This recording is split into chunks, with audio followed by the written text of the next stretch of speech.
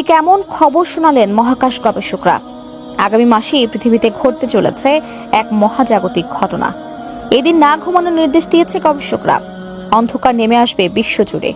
ইঙ্গিত মিলেছে 1400 বছর আগে ভবিষ্যৎবাণীর। তবে কি হতে চলেছে নির্দিষ্ট এই তারিখে? প্রিয় দর্শক, আপনি যদি রাসূলুল্লাহ সাল্লাল্লাহু আলাইহি ওয়াসাল্লামকে বিশ্বাস করেন, অবশ্যই আলহামদুলিল্লাহ কমেন্ট করবেন এবং ভিডিওটি শেয়ার করে সকলকে সতর্ক করে দেবেন। মানবজাতির জন্য নয়, পুরো বিশ্বের জন্য এক নয়া আতঙ্ক শুরু হতে যাচ্ছে। মহাকাশচারীদের গবেষণায় উঠে এসেছে এমনই এক চাঞ্চল্যকর তথ্য, যা সতর্কবার্তা হিসেবে বিশ্ববাসীকে সতর্ক করেছে বিজ্ঞান পাড়া। মহাবিশ্বের সবচেয়ে শক্তিশালী ঘটনা, গামা রশ্মি বিস্ফোরণ। GRBS হলো সর্বোচ্চ শক্তির আলোর স্বল্পস্থায়ী বিস্ফোরণ। এগুলি আমাদের সূর্যের উজ্জ্বলতার চেয়ে 1 কুইন্টিলিয়ন, মানে একটি 10-এর পরে 18টি শূন্য গুণ বেশি উজ্জ্বলতা নিয়ে বিস্ফোরিত হতে পারে। এখন নতুন কৃষ্ণ গহ্বরের জন্ম ঘোষণা করার কথা ভাবা হচ্ছে।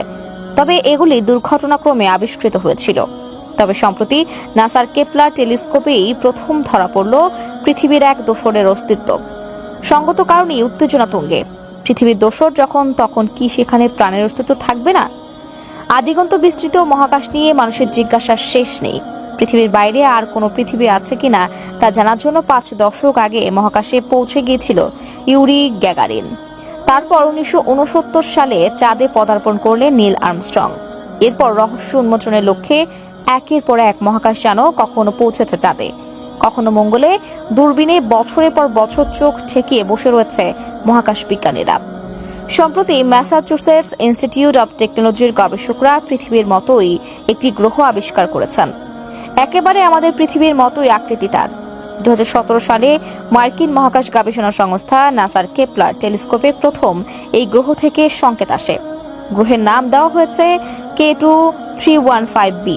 গ্রহটি নিজস্ব সৌরজগতে তার সূর্যকে প্রদক্ষিণ করে চলেছে বলে নিশ্চিত করেছে মহাকাশ বিজ্ঞানীরা।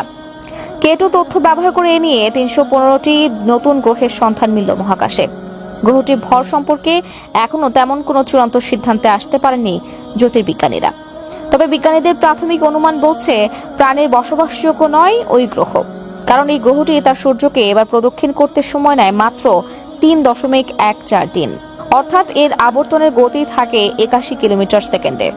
ফলে এর ভূপৃষ্ঠের তাপমাত্রা থাকে 350 ডিগ্রি ফারেনহাইট অথবা 450 কেলভিনের কাছাকাছি। এত উচ্চ তাপমাত্রায় প্রাণের অস্তিত্বের সম্ভাবনা ক্ষীণ বলেই জানিয়েছেন MITর গবেষকরা। তাহলে পৃথিবীর এই দোসর গ্রহটির বুকে কি চলছে তা নিয়ে গবেষণা থামিয়ে দেবেন না তারা, কেননা আপাতত যা আবিষ্কার হয়েছে তা কেবল অস্তিত্বের প্রথম ধাপ। ঠিক যেমন শুক্র গ্রহে ফসফিন গ্যাসের সন্ধান পাওয়ার পর বিস্তারিত পরীক্ষার লক্ষ্যে এগোচ্ছে বিজ্ঞানী মহল, এক্ষেত্রেও তেমনটাই হবে আশা রাখাই যায়। তা দর্শক, এতক্ষণ 24 ঘন্টা নিউজের সাথে থাকার জন্য ধন্যবাদ।